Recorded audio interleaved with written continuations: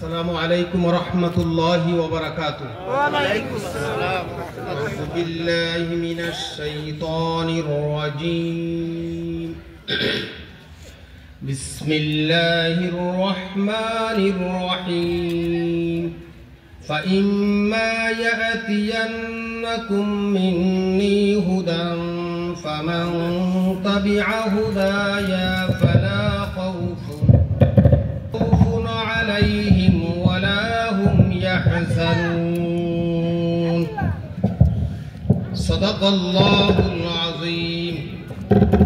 পান্তিতা ইসলামিয়া দাখিল মাদ্রাসার বার্ষিক ওয়াজ মাহফিলের সম্মানিত সভাপতি বিশিষ্ট সমাজসেবক জনাব ইউসুফ আলী মোল্লা, মাহফিলে মঞ্চে উপবিষ্ট আছেন তেরখদার বর্ষিয়ান রাজনীতিবিদ জনাব আলহাজ চৌধুরী কৌসার আলী, উপস্থিত আছেন উপজেলা জামাতের সংগ্রামী আমির বিশিষ্ট শিক্ষাবিদ সমাজসেবক মৌলানা হাফিজুর রহমান, উপস্থিত আছেন বাংলাদেশ জাতীয়তাবাদী দল বিএনপির উপজেলা শাখার সম্মানিত সদস্য সচিব বিশিষ্ট সমাজসেবক জনাব FM হাবিবুর রহমান, সম্মানিত সঞ্চালক, অত্র মাদ্রাসার শিক্ষক মণ্ডলী, গভর্নিং বডির সম্মানিত সদস্যবৃন্দ, সুধীজন, ওয়াজ মাহফিলে আগত সম্মানিত শ্রোতা মণ্ডলী, পর্দার অন্তরালের মা ও বোনেরা, আল্লাহ শুকরিয়া যে আমরা মহতী এই ইসলামী জলসায় কনকনে শীতের মাঝে আলোকোজ্জ্বল পরিবেশে আল্লাহ তাআলা আমাদেরকে আসার সুযোগ করে দিয়েছেন। আলহামদুলিল্লাহ, আলহামদুলিল্লাহ। আমি আপনাদের সামনে আল কোরআনুল কারীমের সূরা আল বাকারার প্রথম দিকের একটি আয়াত তেলাওয়াত করেছি। আয়াতটা হলো হযরত আদম আলাইহিস সালাতু ওয়াস সালাম যখন জান্নাতে ছিলেন, আল্লাহর পক্ষ থেকে নির্দেশ আসলো, আদম তুমি এবং তোমার স্ত্রী দুনিয়াতে চলে যাও। সেখানে কোনো দল ছিল না, কোনো মত ছিল না, কোনো পথ ছিল না, অল্প কয়েকজন মানুষ মাত্র।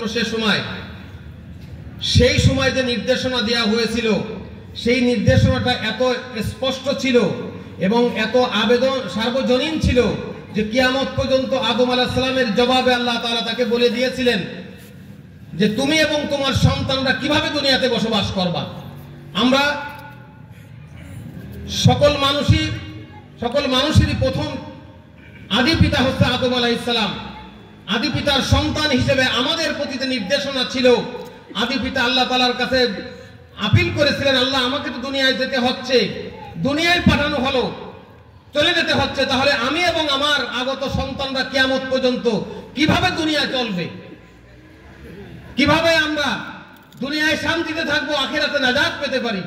সেই কথাটা কোরআনে আল্লাহ তাআলা উল্লেখ করেছেন, ফাইম্মা ইয়াতিয়ান্নাকুম মিন্নি হুদা, আমার পক্ষ থেকে যুগে যুগে আল কোরআন যাবে, ঐশী কিতাব যাবে, আসমানি গ্রন্থ যাবে, আল্লাহর পক্ষ থেকে বাণী যাবে, আল্লাহর পক্ষ থেকে প্রত্যাদেশ যাবে। ফামান তাবিআ হুদায়া, যারা এই কোরআনকে মেনে চলবে, হিদায়াতকে মেনে চলবে, ফালা খাউফুন আলাইহিম ওয়ালা হুম ইয়াহজানুন, তাদের কোনো দুঃখ এবং কষ্ট এবং চিন্তা থাকবে না। ঠিক আজকে পৃথিবীতে দেশে দেশে, আমাদের দেশ সহ সারা বিশ্বে মানুষ মুক্তির জন্য, মানুষ সুশাসনের জন্য মানুষ পাগল, কিন্তু সুশাসন এবং মুক্তি মিলছে না। একমাত্র যদি মানুষ কোরআনের দিকে ফিরে আসে, ইসলামের দিকে ফিরে আসে, তাতেই হবে মানুষের একমাত্র মুক্তি। আমরা কি দুনিয়া এবং আখিরাতে আমরা মুক্তি চাই? তাহলে আল কোরআনই হলো আমাদের জীবনের প্রথম এবং শেষ আশ্রয়স্থল। কোরআনের বাইরে অন্য কোন মত, অন্য কোন পথ দিয়ে মানুষের ইহকালীন এবং পরকালীন মুক্তি সম্ভব নয়। এজন্য আল্লাহ তাআলা বলেছেন, ফামান তাবিআ হুদায়া ফালা খাউফুন আলাইহিম ওয়ালা হুম ইয়াহজানুন, তাদের কোনো দুঃখ এবং চিন্তা থাকবে না। আর যদি কেউ কোরআনকে না মানে, ওয়াল্লাযীনা কাফারু ওয়া কাযযাবু বিআয়াতিনা, যারা কোরআনকে মিথ্যা প্রতিপন্ন করবে, কোরআনের শাসনকে মানবে না, তারা হবে আসহাবুন নার, জাহান্নামের অধিবাসী। আমরা কি জাহান্নামের অধিবাসী হতে চাই? না। তাহলে আমাদেরকে একমাত্র কোরআনের শাসনের দিকে ফিরে আসতে হবে।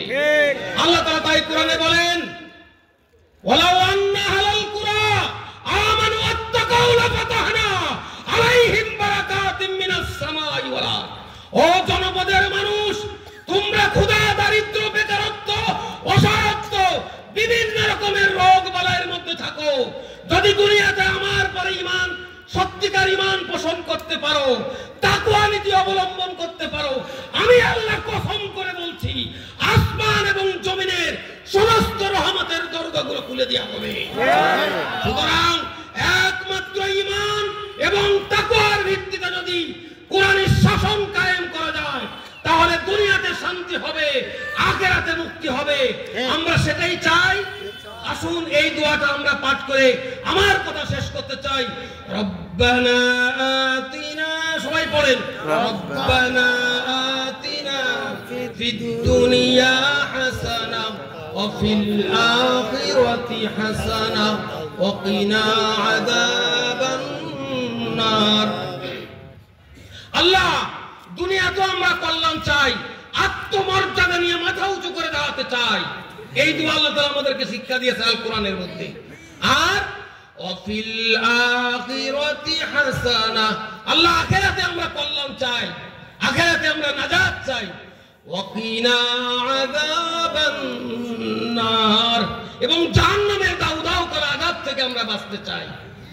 দুনিয়ায় কল্যাণ, আখিরাতে কল্যাণ, জাহান্নাম থেকে মুক্তি, জান্নাতের ফয়সালা, আর কিছু চাওয়া পার আছে? আসুন আল্লাহ তাআলা আমাদের সবাইকে কোরআন এবং সুন্নাহর ভিত্তিতে ব্যক্তি, পরিবার, সমাজ, রাষ্ট্র সর্বত্র গঠন করে দুনিয়ায় শান্তি এবং আখিরাতের নাজাতের পথকে আমাদের সুগম করুক। আকুলু কওলি হাযা ওয়াল ইলমু ইনদাল্লাহ, আস্তাগফিরুহু ওয়া আতুবু ইলাইহি। আসসালামু আলাইকুম ওয়া রাহমাতুল্লাহি ওয়া বারাকাতুহু। নারায়ে তাকবীর, আল্লাহু আকবার, আল্লাহু আকবার। এসো সবাই দলে দলে জামাত ইসলামী দলে দলে, কুরআন হাদিস সাথে